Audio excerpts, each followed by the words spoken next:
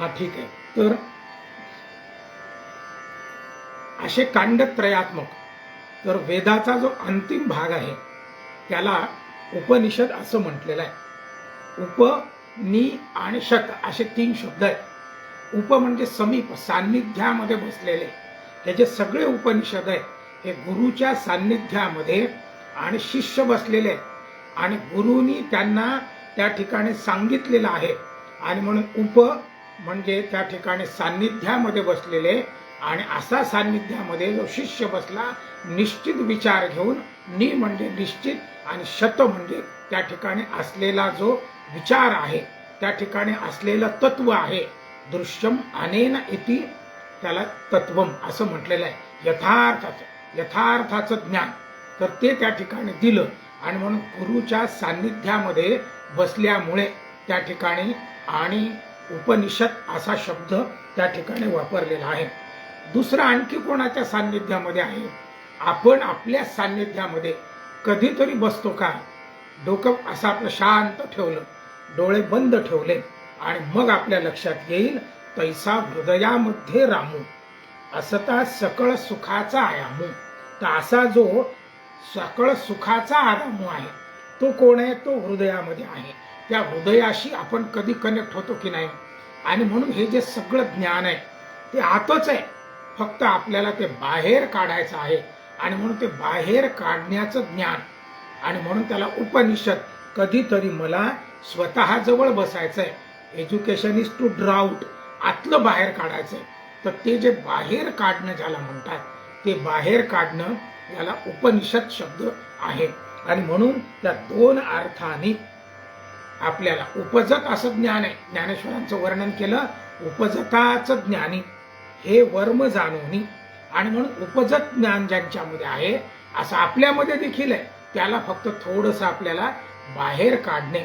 आणि म्हणून उपनिषद अशा अर्थाने देखील आपल्याला घ्यायचं आहे. म्हणजे 2 अर्थ मी तुम्हाला सांगितले. गुरुच्या जवळ बसून गुरुकडून मिळालेलं ज्ञान आणि ते यथार्थ ज्ञान. दृश्यते यथार्थम तत्वम अनेन इति, असं यथार्थाचं ज्ञान घेणं हे उपनिषद असा शब्द घेऊ आपण. आणि दुसरं म्हणजे स्वतःच्या जवळ देखील बसणे आणि त्याचं ज्ञान घेणे, हे देखील त्या ठिकाणी आणि उपनिषद अर्थाने आपल्याला इथे घ्यायचं आहे. आता किती आहेत असे उपनिषद? असे 108 उपनिषद आहेत, वेगवेगळे निरनिराळे. पण आद्य शंकराचार्यांनी 21 तारखेला आद्य शंकराचार्यांची जयंती आहे, त्याच्या निमित्ताने आपण हे करून राहिलो. त्या आद्य शंकराचार्यांनी काय केलं तर या उपनिषदामधल्या 10 उपनिषदांवर भाष्य केलं. आणि असे जे 10 उपनिषद आहेत त्यांना प्रमुख उपनिषद म्हटलेले आहे. आणि बाकीचे सगळे म्हणजे 98 त्याला गौण उपनिषद म्हटलेले आहे. अशा या दशोपनिषदावर, प्रमुख 10 उपनिषदांवर आज आपल्याला या ठिकाणी चर्चा करायची आहे. आता हे जे उपनिषद आहेत हे वेदांगामध्ये आहेत. आता कुठल्या कुठल्या आहेत? जसं उदाहरणार्थ ऋग्वेदाचा एक उपनिषद आहे, त्याचं नाव आहे ऐतरेय उपनिषद. त्याचा नंतर आपण विचार करणार आहोत. यजुर्वेदामध्ये कठोपनिषद आहे, तैत्तरीय नावाचा उपनिषद आहे, बृहदारण्यक नावाचा उपनिषद आहे, आणि ईशावास्य उपनिषद हा यजुर्वेदामध्ये आहे. सामवेदामध्ये केनोपनिषद आणि छांदोग्य उपनिषद असे सामवेदामध्ये आहेत. आणि अथर्ववेदामध्ये प्रश्नोपनिषद, मुंडकोपनिषद आणि मांडुक्य उपनिषद असे हे 10 उपनिषद या ठिकाणी आहेत. आज आपल्याला ज्यांची चर्चा करायची आहे त्या उपनिषदाचं नाव आहे कठोपनिषद. आता कठोपनिषद का म्हटलं याला? तर कोणत्याही वाङ्मयाचं ज्यावेळेस आपल्या भारतीय संस्कृतीमध्ये नाव दिल्या जाते, एक तर त्याच्यामध्ये विषय कोणता आहे त्याच्यावरून दिलं जाते, किंवा तो कोणाविषयी आहे त्याच्याविषयी, दुसरं त्याच्या आद्याक्षरावरून दिलं जाते, किंवा जर ते कोणी लिहिलं त्याच्यावरून केलं जाते. उदाहरणार्थ गणपती अथर्वशीर्ष, गणपतीच्या संदर्भात आहे म्हणून गणपती अथर्वशीर्ष. ज्ञानेश्वरी, ज्ञानेश्वरांनी लिहिली म्हणून ज्ञानेश्वरी, असे जे त्याच्यावरून.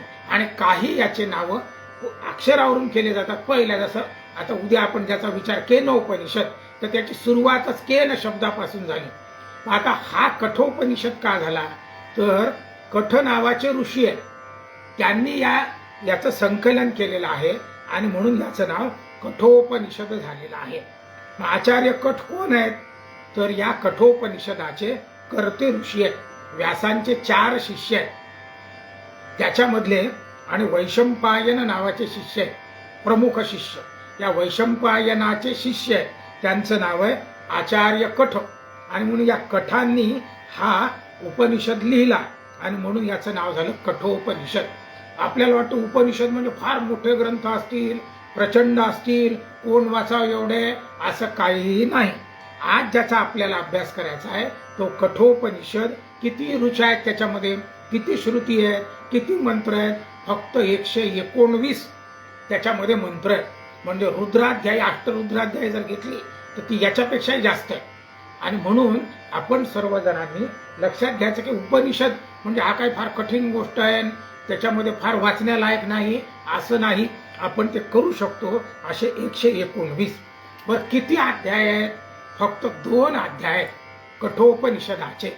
आता या 2 अध्यायामध्ये पहिला अध्याय, त्याच्या 3 वल्ली त्यांनी म्हटले. वल्ली म्हणजे वेल, 3 भाग त्याचे, तुकडे म्हणू आपण.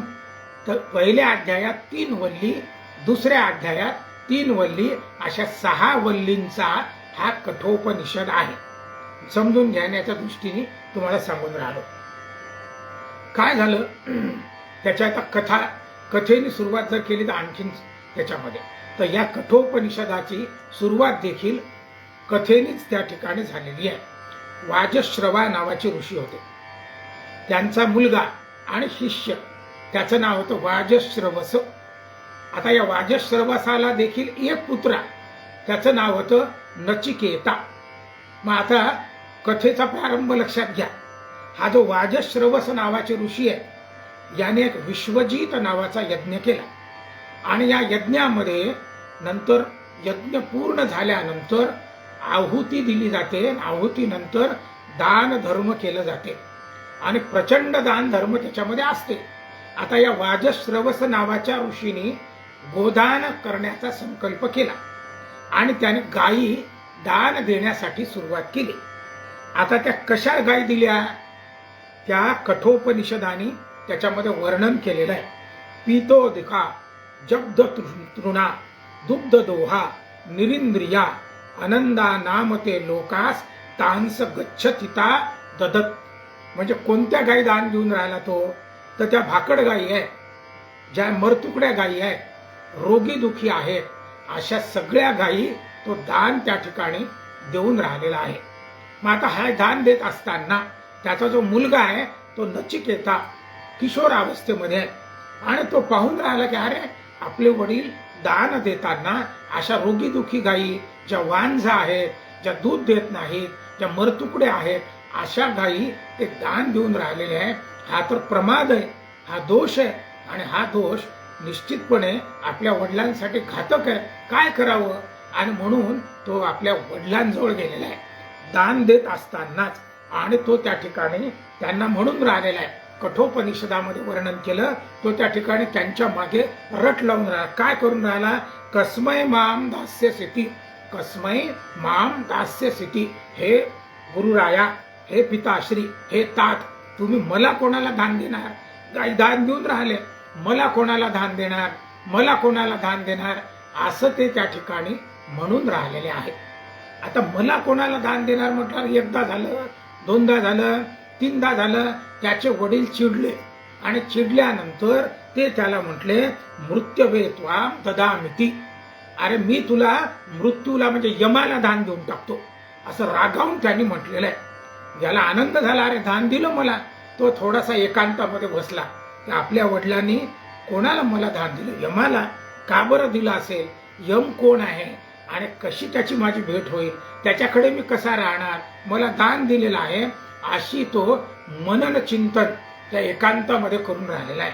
इकडे यज्ञ कर्म पूर्ण आटोपलेलं आहे, आणि आता आपले गुरु म्हणजे वडील वाजश्रवस नावाचे ऋषी ते एकांतात बसलेले असताना आता हा त्यांच्याजवळ गेला नचिकेता, आणि त्यांना म्हटलं की का तुम्ही मला यमाला दान केलेलं आहे, आता मला यमाकडे गेलं पाहिजे.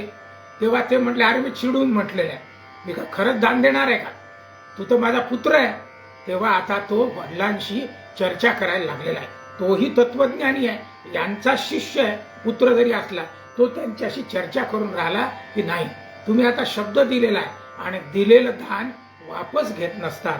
तो म्हणून राहिला अशीच अवस्था भगवान दशरथ राजाची आणि कौशल्याची झालेली आहे. विश्वामित्र जेव्हा त्यांना घ्यायला आले आणि रामाला एक ज्येष्ठ तुझा पुत्र मला देई दशरथा असं ज्यावेळेस ते म्हणायला लागले, तेव्हा दशरथाला दुःख झालं, कौशल्याला दुःख झालं आणि ते त्यांची इच्छा होती की नाही, द्यायचं नाही, मला विश्वामित्रासोबत पाठवायचं नाही, तो माझा काळजाचा तुकडा आहे. तेव्हा वशिष्ठांनी त्यांना शब्द दिले, सांगितलं की बाबा अरे याचाच फायदा आहे, तू दिला पाहिजे.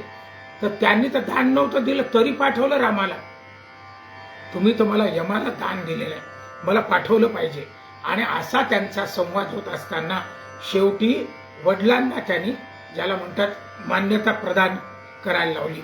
आणि आता त्याच्या लक्षात आलं की नाही, हा मुलगा काही ऐकणार नाही. आणि वाजश्रवस ऋषींनी काय केलं, त्याला सांगितलं की तू आता जा, काही हरकत नाही. आणि मग आता त्या ठिकाणी हा जो नचिकेता आहे वडिलांना नमस्कार करून आता वडिलांची परवानगी घेऊन, वडिलाला त्यांनी सांगितलं की दुःख करू नका. उदाहरण दिलं कठोपन, मोहरीचं झाड कसं आहे, उगवते, पूर्ण वाढते, वाढल्यानंतर ते जागीच मरते, पुन्हा दुसरे वर्षी तो पाणी पडला की तिथेच उगवते. उपजे ते नाशे, नाशिले ते पुनरपी दिसे, हे घटिका यंत्र जैसे परिभ्रमी आहे का. तेव्हा तुम्ही दुःख करू नका असं समजावून सांगितल्यानंतर नचिकेता आता आणि यमलोकामध्ये गेलेला आहे. आता तोही कसा गेला त्याचंही विज्ञान आहे. आपल्या शरीराचे 4 प्रकार आहेत, स्थूल देह, सूक्ष्म देह, कारण देह आणि महाकारण देह. आता याच्यावर मी आज बोलत नाही कारण आपल्याला वेळेचं बंधन आहे. मी रोज 40 मिनिटाच्या वर बोलणार नाही आणि त्याच्या कमीच बोलीन, पण 40 मिनिटं जास्तीत जास्त, कारण लोकांना इकडे तिकडे जावं लागते. आणि म्हणून आता त्याच्यात फार पडू नये, ते विज्ञान आहे, विज्ञानमय कोश. एका तैत्तिरीय उपनिषदाच्या वेळेस आपण याच्यावर करता आली तर चर्चा करू. तर तो गेला यमाकडे, यमाच्या दारात उभा आहे आणि तिकडे पाहतो तो यमराज आणि बाहेर गेलेले आहे. आता त्या यमाची पत्नी आहे, तिचं नाव आहे धूमोर्णा. तिचे आता मी योगायोगाने पुराणांचा अभ्यास करत होतो. वेगवेगळ्या पुराणामध्ये तिचे वेगवेगळे नाव आहेत. श्यामला नाव आहे, हेमलता नाव आहे, विजया नाव आहे, सुशीला नाव आहे. पण आता इथे जे वर्णन केलेलं आहे ते धूमोर्णा. आता ही जी धूमोर्णा आहे तिने विनंती केली की तुम्ही अतिथी या, माझ्याकडे या, घरात या, तुमचं स्वागत करतो. तेव्हा हा जो नचिकेता तिला म्हणायला लागला, हे पहा घराचा मालक घरात नाही आणि मालक नसल्यामुळे मी घरात येणार नाही. आणि ते दारातच नचिकेता बसलेले आहेत आणि त्याने अन्न प्राणी देखील ग्रहण केलेलं नाही. आता 3 दिवसांनी साक्षात यमराज म्हणजे मृत्यूची देवता परत आले आणि परत आल्यानंतर त्यांनी पाहिलं की अरे कोणीतरी अतिथी बाहेर बसलेला आहे. त्याच्या पत्नीवर ते रागावले, अरे तो बाहेर बसलेला आहे. तर ते म्हटलं 3 दिवस झाले बसलेला आहे, मी त्याला विनंती करून राहिली, आतिथ्य करून राहिले की या, पण तो येत नाही. तो म्हणता मालक घरात नाही. आता यमराज दुःखित झाले, म्हटले अगं आपल्या दारामध्ये अतिथी आला. आता यमराजाने जे सांगितलेलं आहे कठोपनिषदामध्ये ते अत्यंत महत्वाचं आहे आपल्या सगळ्यांच्या दृष्टीने. त्यांनी सांगितलं की अगं दारामध्ये अतिथी उपाशी राहू नये, म्हणून आपल्या इकडे अतिथी देवो भव, घरामध्ये बसवतात, त्याला जलपाणी देतात, जेवण देतात. का देतात? यमानी सांगितलेलं आहे त्याच्या पत्नीला धूमोर्णाला, ग बाई आपल्या शरीरामध्ये जठराग्नी आहे, त्याचं नाव आहे वैश्वानर. वैश्वानर कोण आहे? भगवद्गीतेमध्ये सांगितलं अहम वैश्वानरो भूत्वा प्राणिनाम देहमाश्रिता प्राणापान समायुक्तम पचामी अन्नम चतुर्विधम. 4 प्रकारचे अन्न. आता त्याच्यामध्ये पडत नाही मी. वैश्वानर अग्नी कोण आहे? साक्षात भगवंत आहे. तो आपल्या पोटामध्ये असतो आणि त्याला भडकू देऊ नये दारामध्ये, म्हणून अतिथी आल्यानंतर त्याला का गुळ पाणी देण्याची पद्धत आहे, काहीतरी खाण्यापिण्याची देण्याची पद्धत आहे. त्याच्या पोटातला वैश्वानर अग्नी भडकू नये. तो जर भडकला तर त्या सगळ्या घरातल्या सुखांना जाळून टाकतो आणि त्या घरामध्ये अवदसा आणि अवकळा येते. आणि म्हणून प्राचीन काळापासून यमाने सांगितलं की घरामध्ये अतिथी आल्यानंतर त्याचं स्वागत केलं पाहिजे, कारण त्याच्या पोटामध्ये असलेला जठराग्नी, त्याला वैश्वानर म्हणतात, तो भडकला नाही पाहिजे. आणि तो जर भडकला तर आपल्या घरामधलं सुख शांती जाते. हे तत्व कठोपनिषदामधलं आहे. आणि म्हणून मग आता त्याला विनंती केली की आता मी मालक आलो ना, या.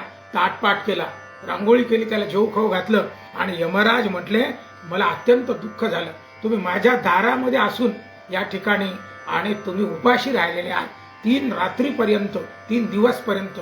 मी तुमच्यावर आता प्रसन्न झालेला आहे आणि माझी एक विनंती आहे, मी आता तुमच्यावर आनंदित झालेला असल्यामुळे आता मी तुम्हाला 3 वर देतो.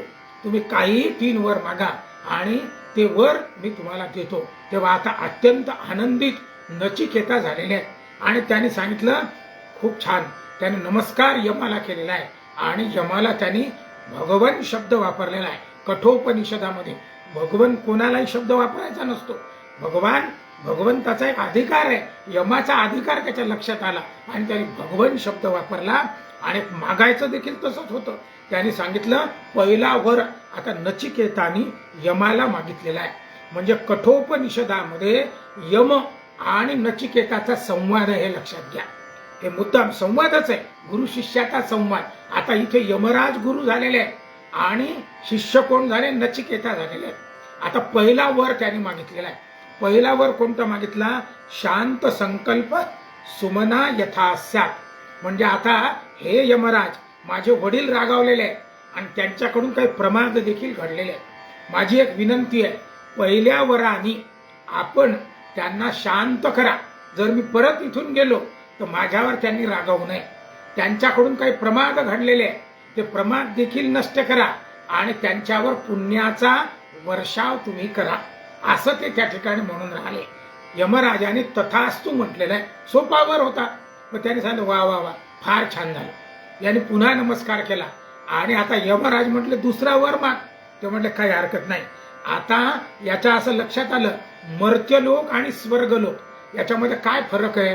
तर त्याने ऐकलं होतं की मर्त्य लोकामध्ये आपण जन्म दुःख, जरा दुःख हे सगळंच आहे, जन्माला आल्यापासून मरेपर्यंत निरनिराळ्या बाबी आहेत. पण स्वर्ग लोकामध्ये वय वाढत नाही, कमी होत नाही, आपल्याला वृद्धत्व येत नाही, आपल्याला कमीपणा येत नाही, जसंच्या तसं तेज आपल्यामध्ये राहते. आपल्याला भूक लागत नाही, तहान लागत नाही, अभूतीम असमृद्धींच असं त्या ठिकाणी राहत नाही. आणि सगळं त्या ठिकाणी सुजलाम सुफला, म्हणजे वय वाढत नाही, आपण म्हातारे होत नाही, आपल्याला रोग व्याधी येत नाहीत, आपल्याला कोणतं दुःख येत नाही, इतकं सर्वत्र समान असं त्या स्वर्गामध्ये आहे. आणि ते स्वर्ग सुख कशामुळे प्राप्त होते, तर अग्निविद्येमुळे प्राप्त होते.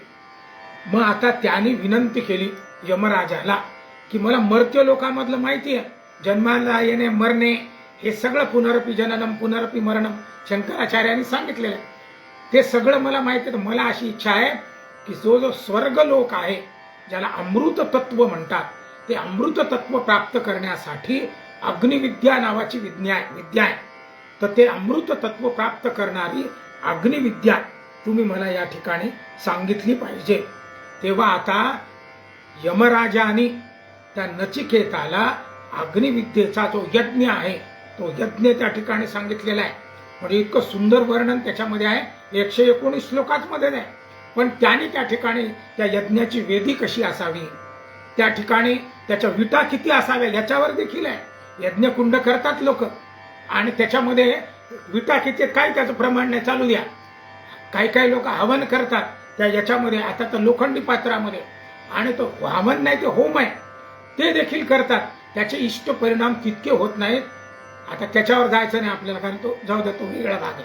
तर ते सगळं यमराजाने त्याला सांगितलेलं आहे. मंत्र रचना कशी करायची ते सांगितलं. आता यमराजाने पुन्हा परीक्षा देखील घेतलेली आहे की सांग बाबा कशा पद्धतीचं आहे.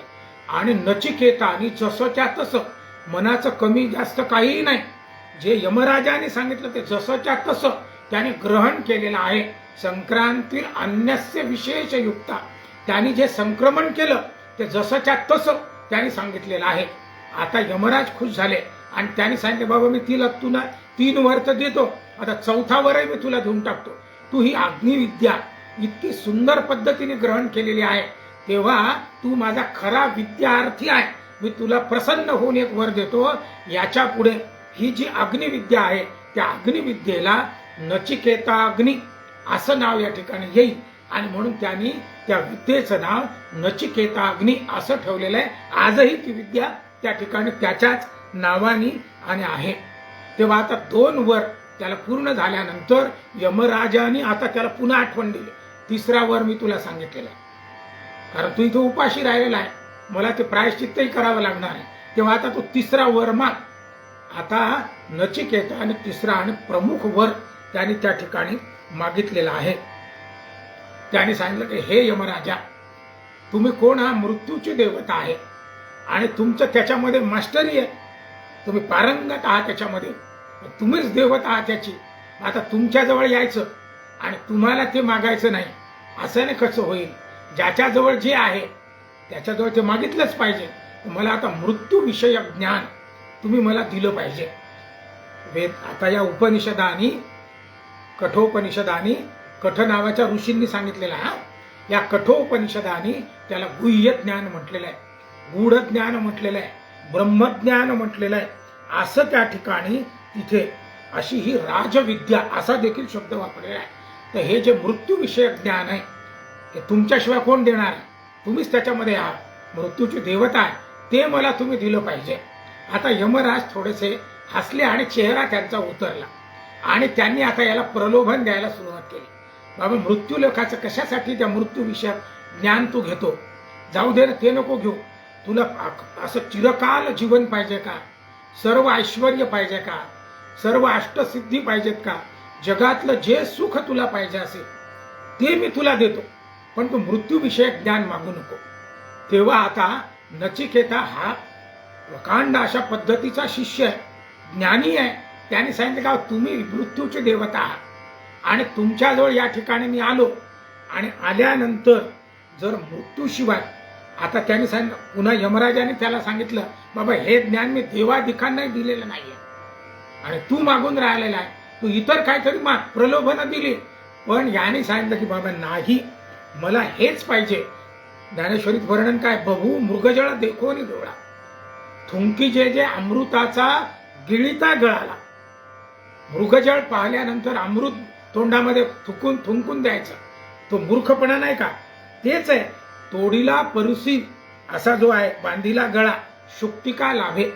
एखादा शिंपला दिसला म्हणून गळ्यामधला परसू म्हणजे परीस नावाचा जो दगड आहे तो फेकून द्यायचा, असा मूर्खपणा मी करणार आहे का? नाही.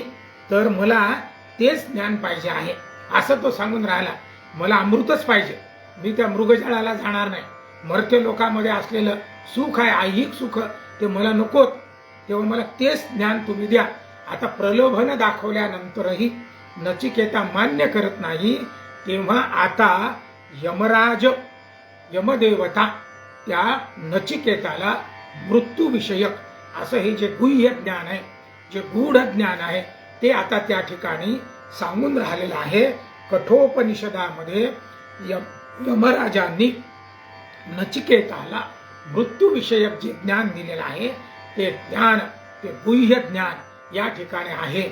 आणि म्हणून कठोपनिषद अत्यंत महत्वाचा अशा पद्धतीचा उपनिषद आहे. आता यमराज नचिकेताला ते ज्ञान ते सांगून राहिलेले आहेत. यमराजाने सांगितलं की बाबा, 2 प्रकारचे मार्ग आपल्या जीवनामध्ये आहेत. नचिकेता कोण आहे? मर्त्य लोकामधला माणूस आहे, गेला कुठे? यमलोकामध्ये गेलेला आहे. आणि म्हणून मर्त्य लोकांच्या फायद्याची गोष्ट यमराज, म्हणजे तुमच्या माझ्या फायद्याची गोष्ट यमराज त्याला आता सांगून राहिलेले आहे. काय सांगून राहिलेले आहेत? त्याने सांगितलं की बाबा, 2 प्रकारचे मार्ग आहेत. याला म्हणतात श्रेयस आणि प्रेयस. आता त्याच्यावरूनच तुमच्या लक्षात येईल, प्रेयस म्हणजे प्रिय असणारा आणि श्रेयस म्हणजे श्रेय मिळणारा. थोडक्यात अगदी सोप्या भाषेमध्ये सांगायचं म्हणजे, आता प्रेय म्हणजे प्रिय. काय प्रिय आहे आपल्याला? समजा गुलाबजाम ठेवलेले तर प्रिय आहे, मग किती खावंसं वाटते आपल्याला, अतृप्त, किती तृप्ती झाली यावर ढेकर.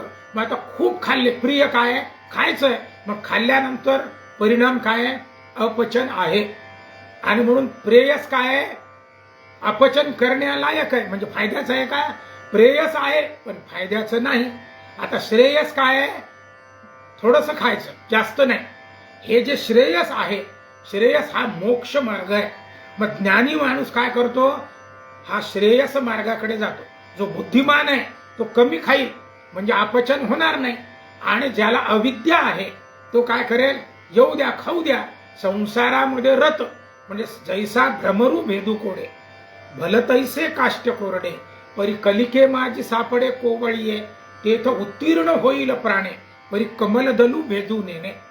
भुंगा कसा आहे? त्याच्यामध्ये सामर्थ्य आहे लाकूड पोखरण्याचं, परंतु तो रत होतो त्या कमळ दलामध्ये आणि मरून जातो त्याच्यामध्ये, पण कमळ दल पोखरत नाही. आपल्याला मोक्ष प्राप्तीचं असं सामर्थ्य भगवंताने दिलेलं आहे, पण भुंगा त्याच्यामध्ये मरतो कमल दलामध्ये गुदमरून. तसे आपण देखील सामर्थ्य दिलेलं श्रेयसाचं, पण आपण प्रेयस संसारामध्ये आहोत. म्हणून त्याने पहिल्यांदा सांगितलं की बाबा, दोन प्रकारचे मार्ग आहेत. एक आहे प्रेयस मार्ग, दुसरा आहे श्रेयस मार्ग. संसारी माणूस संसारामध्ये अडकत राहतो, तुमच्या माझ्या सगळ्या सगळं आपण सर्वजण याच्यात अडकतो. आणि या प्रेयस मार्गामध्ये अडकल्यामुळे आपण अज्ञानी आहोत, आपण अविद्या अशा सागरामध्ये डुबलेले आहोत. आणि या भवसागरामध्ये अज्ञानी बनून राहत असल्यामुळे त्याने त्या ठिकाणी याला म्हटलं प्रेयस. पण मार्ग कोणता निवडायचा आहे?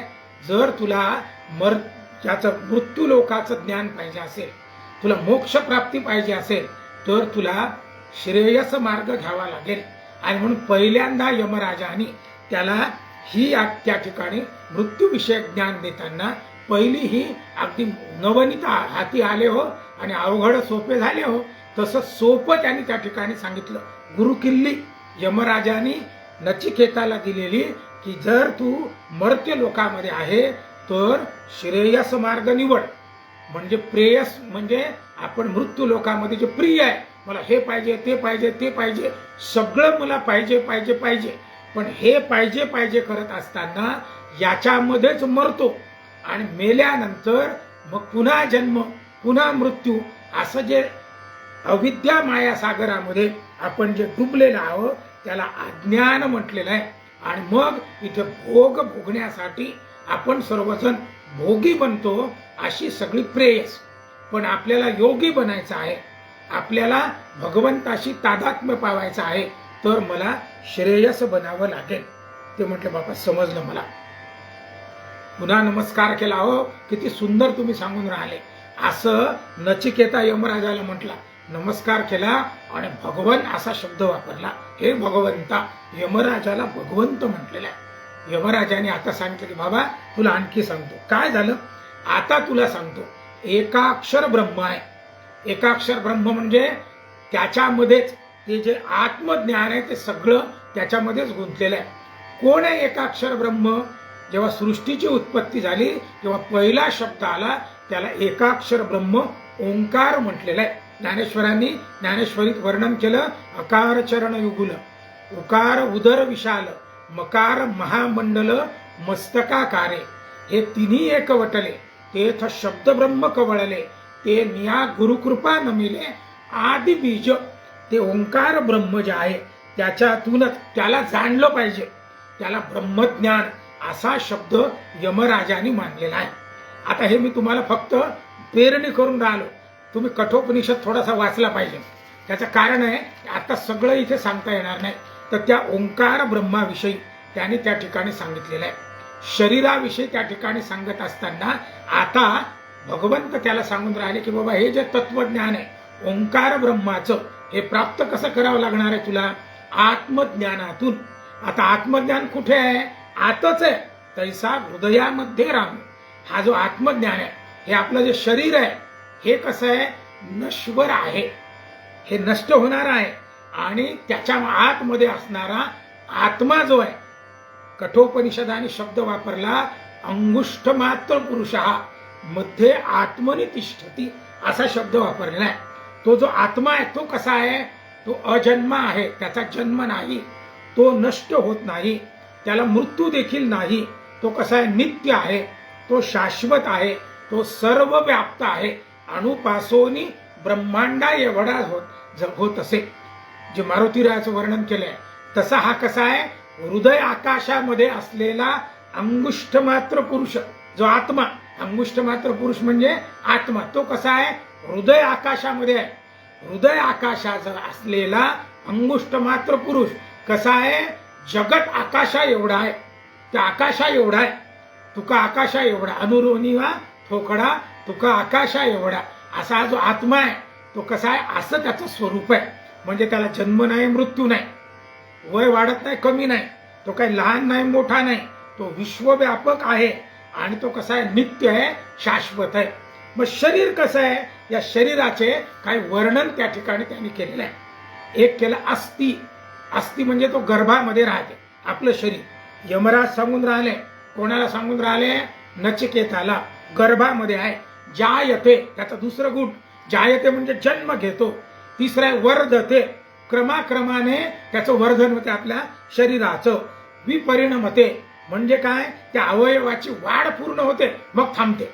आयुष्यभर वाढत नाही आपलं, केस वगैरे दाढी आहे ठीक आहे, एवढं वाढते, पण बाकीचं वाढत नाही. एकदा उंची संपली एका विशिष्ट वयानंतर पुढे ती वाढत नाही. तसं आणि त्याच्यानंतर काय सांगितलं, मग अपक्षीयते म्हणजे त्या ठिकाणी ती क्षीण होते आपलं शरीर, आणि मग त्या ठिकाणी विनश्यती म्हणजे मृत्यू. गर्भात आल्यापासून मरेपर्यंत हे जे आपल्या शरीराचं वैशिष्ट्य आहे, क्रमाक्रमाने वाढणे, क्षीण होणे आणि मरणे. मग हे जे सगळं आहे, ही प्रकृती जरी असली तरी काय, मरणम प्रकृती, मरण ही प्रकृती आहे. पण मरते म्हणजे कोण मरते, आत्मा मरतो का, यमराज त्याला सांगून राहिले मृत्यूचं तत्व. आणि म्हणून त्याने सांगितलं, या शरीरावर जितके तुम्ही प्रेम करता, पण ते शरीर शरीर आहे का. समजा एखादा मृत्यू पावला, आपण म्हणतो तो गेला, त्याचा देह पडलेला आहे. कोणाचा देह आहे, कोण गेला, सोमाजी गेला. मग सोमाजी आहे का, गेला नाही का, तो तिथेच पडलेला आहे. मग तो जो देह त्या ठिकाणी पडलेला आहे, मग तो देह गेला का, देह तिथेच आहे, तरी म्हणतात गेला. तर तो जो गेलेला आहे, याच्यातून निघून गेलेला, तो गेलेला आत्मा तो अमर आहे, तो जन्म मृत्यूच्या पलीकडचा आहे. वेदा हमेतम पुरुषम महांतम आदित्यवर्णन तमसप्रस्तात् तमेव विदिताद्वी मृत्यूमेती नान्यम पंथा विद्यते यनाय. जन्म मृत्यूच्या पलीकडे असणारा जे तत्व त्या ठिकाणी यमराज त्याला सांगून राहिलेलं आहे. तर त्यांनी सांगितलं, हा या देहासाठी जेवढी धडपड मर्त्य लोकांमध्ये करतो, तर ते तत्वज्ञान, हा हे शरीर हे शाश्वत नाही. शाश्वत कोण आहे, शाश्वत आहे आपला आत्मा. आणि म्हणून बाह्य रंगापेक्षा अंतरंग महत्वाचे. यमराज त्याला सांगून राहिले, बाह्य रंग काय आहे, हा आपला संसार आहे. बाह्य रंग काय आहे, हा आपला देह आहे. आणि अंतरंग कोण आहे, या अंतरंगामध्ये अंगुष्ठ मात्र पुरुष मध्ये आत्मनि तिष्ठती. तो जो अंगुष्ठ मात्र पुरुष आहे तो आत्मा आहे. तो आत्मा तो पारलौकिक सुखाकडे नेतो. शरीर ऐहिक सुखाच्या मागे लागतो, भोगाच्या मागे राहतो. आणि तो आत्मा तुम्हाला वारंवार आठवण देतो, अरे तू शाश्वत नाही, मी शाश्वत आहे. आणि मला कुठे जायचं आहे, हा जो आत्मा आहे परमात्म्यामध्ये विलीन करायचा आहे. कारण तो हृदय आकाशात असलेला जगत आकाशापर्यंत मला जायचंय. मग त्याच्यासाठी जसं वागायचंय तसं मला वागायचंय जीवनामध्ये. माणसं तशी वागत नाही, आत्म्याला परमात्म्यात विलीन करायचंय, पण ते होत नाही आपल्याच्याने. आणि म्हणून भगवान यमराज त्याला आणि ते वर्णन करून राहिलेले आहे. आणखीन उदाहरण दिलेलं आहे शंकराचार्यांनी.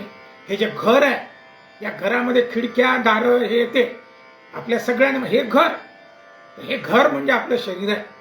आणि त्याच्यामध्ये राहणारा माणूस म्हणजे मी, जी जी जिवंत माणसं आहे ती इथे हालचाल करतात, ती म्हणजे आत्मा आहे. घरातले खिडक्या दारं जे काय सगळ्या वस्तू आहेत ते म्हणजे आपलं शरीर, आणि त्याच्यामध्ये राहणारी माणसं म्हणजे आत्मा. तसं आपलं शरीर जे आहे हे असंच आहे, आणि ते जे नश्वर आहे आत आत्मा. आणि म्हणून त्या ठिकाणी आत्म्याला परमात्म्यामध्ये हे करणे.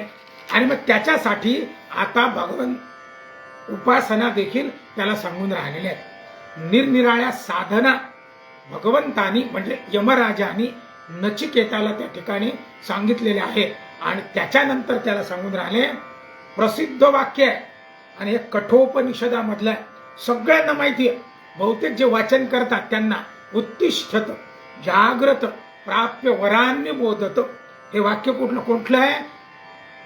आपल्याला विवेकानंदांच्या शिकागोच्या भाषणामध्ये किंवा विवेकानंदाचा फोटो आला की त्याच्यामध्ये आपल्याला त्याच्या खाली असते उत्तिष्ठत जाग्रत प्राप्य वरान्य मोदत, उठा जागे व्हा आणि ध्येय प्राप्तीपर्यंत चालत राहा.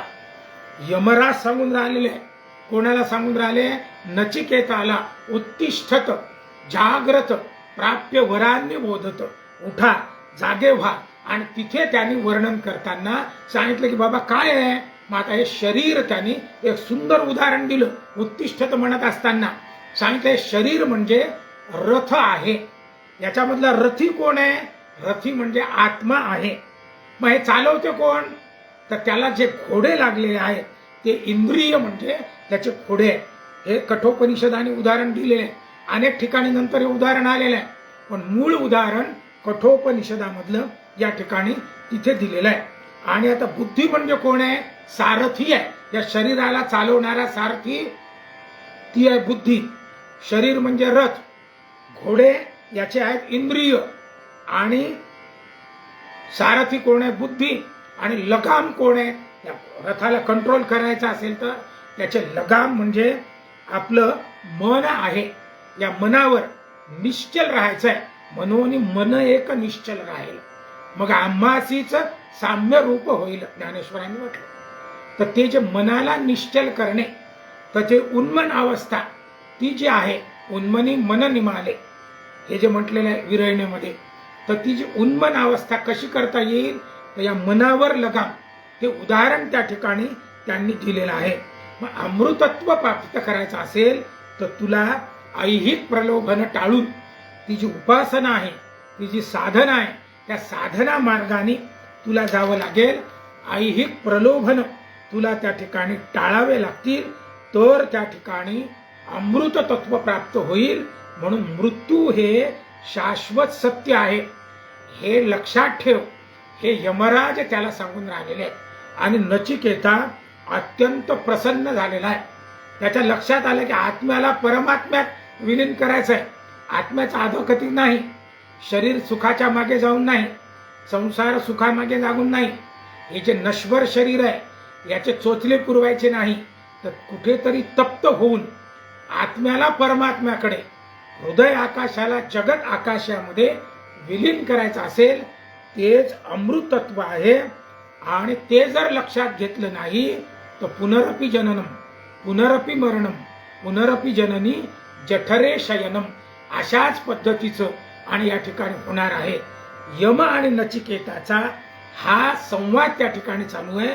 नचिकेताने ते पूर्ण ज्ञान ग्रहण केलेलं आहे आणि गेल्यानंतर आता यमराज त्याच्यावर प्रसन्न झाले आणि सगळ्यात शेवटी त्याला विमृत्यू असा वर त्या दिलेला आहे. विमृत्यू म्हणजे आता त्याला मृत्यूरहित जीवन, किती सुंदर तत्वज्ञान आहे. ते मृत्यूरहित जीवन जर प्राप्त करायचं असेल तर हे अमृतत्व जे यमराजांनी नचिकेताला सांगितलेलं आहे त्याचा अभ्यास करण्याची आपल्या सगळ्यांना गरज आहे. आणि म्हणून माझ्या अल्पमती हा कठोपनिषद या ठिकाणी सांगण्याचा प्रयत्न केला. थोडक्यात म्हणजे कठोपनिषद हा कठ नावाच्या ऋषींनी सांगितल्यामुळे कठोपनिषद आहे.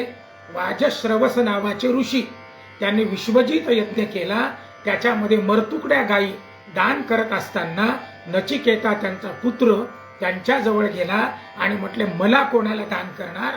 चिडून त्याने तुला मी यमाला दान करतो. आणि म्हणून नचिकेता यमाजवळ गेले. यमाने त्याला 3 वर दिले. 3 वरांनी पहिल्या वराने वडिलांना शांत बुद्धी दिली आणि त्यांची जी प्रमाद झाले ते नष्ट केले. दुसऱ्या वराने त्यांनी आणि अग्नी जो त्या ठिकाणी यज्ञ आहे तो म्हणजे अमृत तत्व कसं प्राप्त करायचं, स्वर्गसुख कसं प्राप्त करायचं याच्या संदर्भामध्ये त्यांनी अग्निविद्या आणि मागून घेतलेली आहे. तिला नचिकेता अग्निविद्या असं देखील तिथे म्हटलं गेलेलं आहे. तो वर यमाने दिला आणि तिसऱ्या या वराने मृत्यूविषयक तत्वज्ञान होत असताना आपला जो आत्मा आहे तो जन्मरहित आहे, जरारहित आहे आणि तो कसा आहे, तो विश्वव्यापक आहे. असा जो आहे तो अंगुष्ठ मात्र पुरुषा मध्ये आत्मनि तिष्ठती.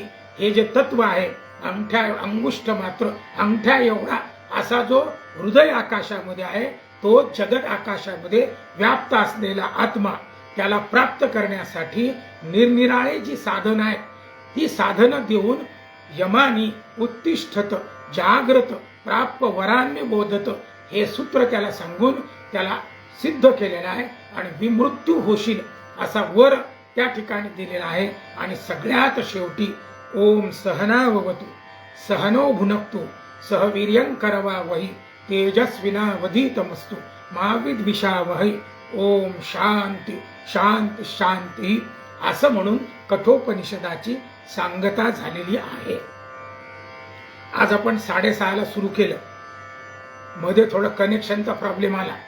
आत्ताही मला असं वाटतं की कोणाला ऐकू येते की नाही मला कल्पना नाही. काहीतरी इथे एरर दिसून राहिलेला आहे. उद्या मी आणखीन त्याच्यामध्ये सुधारणा करेल. काहीतरी याचा नेटवर्कचा प्रॉब्लेम आला असावा कदाचित. जर हे पूर्ण ऐकल्या गेलं नाही तर मी पुन्हा याच्यावर काहीतरी विवेचन करू आपण. पण बहुतेक मला वाटते ते ऐकल्या गेलं असावं. उद्यापासून आपण 6:30 म्हणजे जरा उशीर होतो आहे. उद्यापासून 6:15ला मी पुन्हा सांगतो 6:15ला आपण या ठिकाणी सुरू करू. आणि सुरू केल्यानंतर उपनिषद अत्यंत सुंदर आहे. कठीण आहे. मी तुम्हाला आधीच सांगितलं की मी न करी ही कथा परी तोच होय मुखी वक्ता. मला अजिबात ज्ञान नाहीये. पण त्यांना मी विनंती केली स्वामीजींना आणि त्यांनी मला सूचना केली की नाही नाही सांग. आणि ऐसेनी बलात्कारे बोलविता. आता त्यांनीच मला जबरदस्ती बोल म्हणून सांगितलं. आद्य शंकराचार्यांच्या जयंतीच्या निमित्ताने त्यांनीच रचलेले दशोपनिषद 10 उपनिषद ज्याचं सुरुवातीला मी वर्णन केलेलं आहे. त्या 10 उपनिषदांवर आपण 10 दिवस पर्यंत चर्चा करण्याचा प्रयत्न करू. आणि ही चर्चा करत असताना मला ज्ञान नाही हे मी आधीच विनम्रपणे सांगतो. पण आपण सर्वजण मिळून आदि शंकराचार्यांना नमस्कार करू आणि स्वामीजींना नमस्कार करून त्यांनाच विनंती करू की तुम्हीच या आणि तुम्हीच माझ्या मुखातून ते बोलवून घ्या. उद्या आपण बरोबर 6:15 वाजता याच्यासाठी हे करायचं आहे. माझी आणखी एक विनंती आहे.